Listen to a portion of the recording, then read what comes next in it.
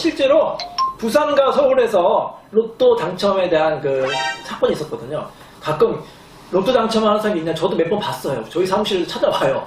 로또 당첨된 분도 찾아오고 배우들 찾아오는데, 부산 같은 경우에는 남편이 로또에 당첨돼서 22억 원에 당첨이 됐어요. 서울 가정법원에서는 무려 당첨금이 50억 원이었어요. 50억 원이었는데 안녕하세요 여러분, 이인찬 변호사입니다. 여러분 혹시 로또 복권 사보신 적 있으신가요? 친구분은 사본 적 있으신가요? 네, 있습니다. 있어요? 네. 저는 뭐 복권이나 이런 거 별로 안 좋아하는데 당첨된 적이 거의 네. 없습니다. 제가 안 좋아하는 것 중에 하나가 이제 복권, 뭐 도박, 이런 거는 게임, 이런 거는 저는 흥미를 못 느끼겠더라고요. 그래서 스포츠도 사실 별로 안 좋아하고, 근데 로또는 저도 이제 몇 번 산 적은 있어요. 몇 번 산 적이 있는데, 뭐 그거는 이제 정말로 뭐 1년에 뭐 한 번 정도? 한두 번 정도 사본 적이 있는데, 역시 뭐 안 되는 거죠. 자, 근데 이 로또 복권에 관련된 또 재밌는 사례가 있다면서요? 예, 그렇습니다. 예, 어떤 사례인가요? 로또 복권 당첨으로 인한 갈등 네. 사건인데요. 상황은 이렇습니다. 네. 40대 직장인 남편 박씨, 로또를 샀는데 1등에 당첨됩니다. 오, 당첨금은 무려 30억. 우와. 박씨는 로또 당첨 사실을 아내에게 알려야 할지 고민하다가 알리지 않기로 했다. 네. 아내와 사이도 좋지 않고 이번 기회에 이혼하고 새로운 집을 찾으려고 결심한 것이다. 이혼하려고 한답니다. 네. 집에 들어가 아내에게 이혼을 요구하자 아내가 재산분할과 위자료를 요구한다. 아내는 모르는 상태죠. 예, 아직은 모르고 있습니다. 네, 몰라요. 남편은 로또 당첨금은 말하지 않고 전세금 5억 원의 절반만 주겠다고 했다. 아내는 흔쾌히 이에 동의하고 합의서도 작성했다. 네. 이혼 절차를 진행하던 중 아내가 남편 통장을 조회하고 로또 당첨 사실을 알게 되었다. 아내가 당신 어떻게 로또 당첨 사실을 말하지 않을 수 있어? 네. 그 돈도 재산 분할로 줘! 라고 요구한다. 남편은 무슨 소리야? 로또 내 돈으로 산 것이고 내가 꿈에서 본 숫자 나서 당첨된 것이야. 당신은 아무런 상관이 없단 말이야. 네. 하면서 당첨금은 절대 한 푼도 줄 수 없다고 한다. 네. 이 전쟁의 승리는 과연 누가 할 수 있을까요? 누가 승리자일까요? 네.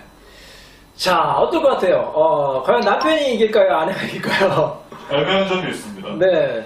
자, 몇 가지 쟁점이 있는데, 일단, 이혼하게 될 경우에, 로또가 아니라고 생각해 볼게요. 예를 들어서 남편이 숨겨둔 재산이 있던 거야. 뭐, 숨겨둔 뭐, 비자금이라든지, 그런 게 있어요. 뭐, 거액의 비자금이 있는데, 아내한테는 그걸 숨긴 거예요. 그래서 이제 예를 들어서 뭐, 재산이 5억이니까, 여기는 5억의 전세금이 전재산이라고 했잖아요. 5억의 절반만 주겠다. 합의서까지 다 썼어요. 합의서도 다 쓰고, 이제 뭐, 협의혼을 한다든지, 아니, 재판을 끝냈어요. 자, 근데 아내가 예를 들어서, 남편의 비자금을 알았던 거예요. 비자금이 예를 들어서 10억이야. 자, 그러면 그 추가로 발견된 걸 청구할 수 있을까요? 근데 합의서는 이미 썼어. 더 이상 청구하지 않는다. 기여도를 따져야 되지 않을까요? 기여도보다 이 경우에는 그 합의서의 그 효력이라는 거죠. 자, 일단은 그 부부라든지 성인 같은 경우에는 합의서를 쓰면 그거는 효력이 있어요. 뭐 공증을 받든 받지 않든 그 사람이 그거를 이제 내용을 인지하고 도장까지 찍고 서명 날인했잖아요. 그럼 그대로 법적 효력이 생기는 게 원칙입니다. 그래서 우리 법원에서도 합의서를 내면 거의 대부분 그대로 인정을 해줘요.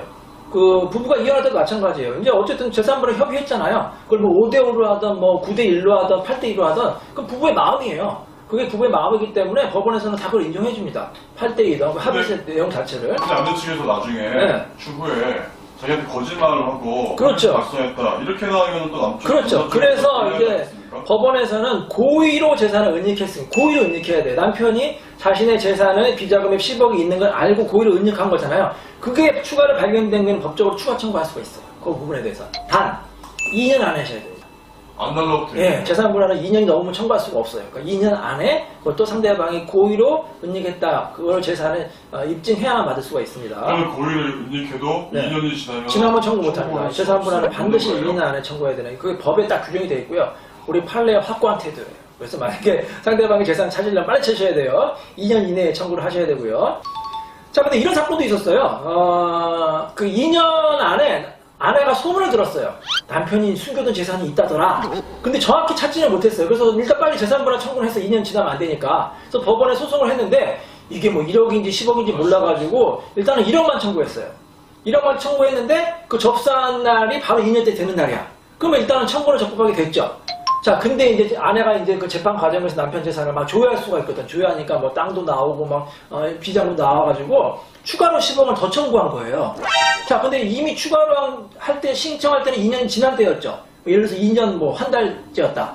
자, 그럴 경우에 그럼 아내가 2년 안에 청구한 게 될까요? 아니 2년이 넘은 게 청구한 게 돼서 인정이 안 될까요? 애매하죠. 인정이 될 것 같습니다. 네. 일단 청구를 했기 때문에. 예. 근데 남편 입장에서는 아니 그렇지만 당신이 추가 청구한 건 2년이 지났다 이렇게 주장했거든요. 이해를 제기할 수 있겠죠. 네. 남편은. 우리 법원에서는 그때는 이 남편이 손을 들었어요.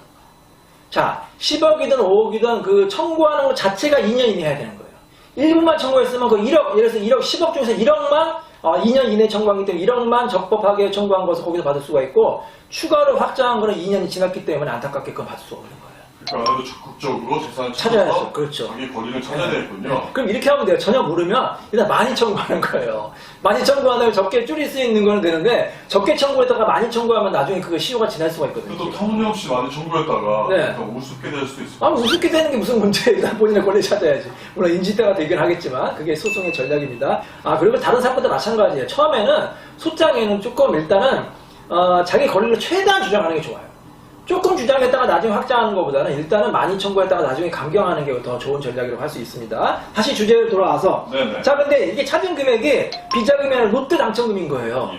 예를 들어서 2년 이내에 그걸 청구했다. 그러면 합법적으로 받을 수가 있을까요? 아내가? 있을 것 같습니다. 그죠? 이미 알게 됐습니다. 네. 자 근데 그렇지 않아요. 왜냐하면 로또 당첨금은 아내에게 기여도가 없는 거예요.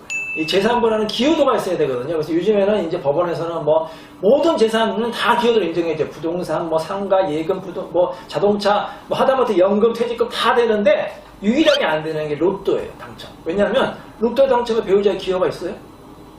없잖아요. 이 사례에서는 없습니다. 없잖아요. 일반적으로도 없잖아요. 일반적으로도 로또라는 거는 개인이 그냥 본인이 뭐 소액으로 사는 거지 다른 배우자 기여도가 없기 때문에 기여도가 없고 실제로 부산과 서울에서 로또 당첨에 대한 그 사건이 있었거든요. 가끔 로또 당첨하는 사람이 있냐 저도 몇 번 봤어요. 저희 사무실에도 찾아와요. 로또 당첨된 분도 찾아오고 배우자도 찾아오는데 부산 같은 경우에는 남편이 로또에 당첨돼서 22억 원에 당첨이 됐어요. 그거를 이제 청구했는데 법원에서는 그거는 투기재산이다. 재산분할 대상이 안 된다고 봤고요. 서울가정법원에서는 무려 당첨금이 50억 원이었어요. 50억 원이었는데 그거를 청구했는데 역시 법원에서는 기여도가 없다. 그래서 다 인정하지가 않았습니다. 우리 법원에서는 아직까지는 이혼했을 때 상대방에 대한 기여도를 인정한 경우 없었어요. 그렇다면 이런 경우는 어떨까요? 어떤 경우? 아내가 네. 남편한테 내가 이런 번호를 어제 그래서 꾸몄는데 번호 알려줬다. 6개 번호를 네. 가서 당신이 가서 사와라. 네. 근데 당첨이 된 겁니다. 네, 네. 그럼 어떻게 해야 되죠? 그 경우에는 기여도가 있겠죠. 기여도가 있는데 문제는 뭐냐면 남편이 뭐라고 발뺌하느냐. 이거 내가 내 꿈에서 한 거지 언제 당신 걸 발뺌할 수가 있어요. 입증해야 되죠. 입증해야 돼. 어떻게? 증거를. 녹음을 한다든지 아니면 각서를 가장 좋은 거는 그 각서를 받는 거예요. 실제로 각서 받아가지고 복권 당첨되는 경우가 있었어요. 예를 들어서 친구끼리 당첨되면은 나눠주겠다 그런 경우 있잖아. 예를 들어서 뭐 친구가 뭐 같이 이제 놀러 가서 이제 샀는데 야 내가 이거 당첨되면은 반 넣어줄게. 그래서 친구가 그거를 각서를 받은 거예요. 서면으로. 아니면 녹음을 했어요. 그거를. 그러면 받을 수가 있어요. 당첨금, 약정금 반환 소송을 할 수가 있거든요. 그래서 항상 친구나 아니면 부부가 당첨되면 나눠줄게 그러면 반드시 증거를 남기셔야 됩니다. 녹음이라든지 아니면 서면을 받으시면 나중에 그거에 대해서는 청구할 수가 있습니다. 네. 자 근데 로또에 당첨되면 과연 행복할까요? 행복하지 않은 것 같은데요. 일단 저는 행복할 것 같습니다. 제가 이제 테드라고 이제 강연 가끔 이제 보는데 거기에 이제 이런 얘기가 나왔다. 어떤 그 강사가 이렇게 했어요. 자, 두 가지 경우가 있다. 1등, 미국에는 또 로또 복권 당첨금이 우리나라보다 훨씬 크잖아요. 뭐 몇천억, 뭐 몇백억 되는데, 그 당첨금과 당첨받을 때 그 행복과 아니면은 이제 교통사고로 하반신 마비가 됐다. 어느 게 더 행복하고 어느 게 더 불행할까요? 너무 좀 당연한 질문 같죠? 예, 당연한 질문 같아요. 당연히 로또 복권 되는 게 그러면 행복하지. 사고 나는 것도 불행하고 하반신 마비가 되는 건 얼마나 힘든데. 근데, 실제로 이제 연구자들이 1년 있다가 조사를 해봤대요. 로또 당첨에 당첨된 사람, 로또 복권 당첨된 사람이 1년 후에 행복도. 그 다음에 사고가 난 사람의 1년 후에 행복도. 그랬더니 놀랍게도 비슷하다고 합니다. 오히려 로또 당첨된 사람이 더 불행한 경우가 많은데. 그래서 행복이 반드시 로또 당첨이 되는 게 아니다. 실제 우리나라에서 이런 경우가 있었어요. 50대의 그 아들이 로또에 당첨됐는데 무려 40억 원에 당첨이 됐어요. 근데 이 사실을 안 그 형제들이 찾아와서 그걸 나눠달라고 한 거예요. 그러니까 내가 왜 나눠주냐? 그래서 어머니까지 이제 좀 이제 그게 갈등이 생겼거든요. 그래가지고 온 가족이 다 이제 갈등이 생겨가지고 분쟁이 생겼어요. 그래서 서로 이제 고소하고, 그래서 이제 그 동생들에게는 심지어는 이제 징역형까지 내려진 그런 사건이 있었거든. 그러니까 로또 복권에 당첨되면은 행복한 경우도 있지만 이 가정이 해체되고 뭐 범죄자가 되거나 파산이 되거나 여러 가지 불행한 일이 겪는 경우가 있으니까 여러분 로또 당첨 너무 부러워하지 마세요. 그래도 당첨됐으면 좋겠죠. 예, 제가 생각하기에는 우리 인생에서 최고로 좋은 당첨은 뭐냐면 우리 인간이 태어난 게 사실 로또 당첨보다 더 희박한 확률이에요. 생각해 보세요. 옛날에 그 단세포 동물로부터 지금까지 진화하고 또 우리 그 할아버지 할머니 이 부모님이 사랑을 나눠가지고 우리가 태어난 확률은 정말 몇십억 몇 조분의 1 로또 당첨보다 훨씬 더 희박한 확률로 우리가 태어났으니까 인생을 소중하고 귀하게 사시기 바랍니다. 자, 여러분 모두 행복하고 건강하세요. 안녕히 계세요. 감사합니다.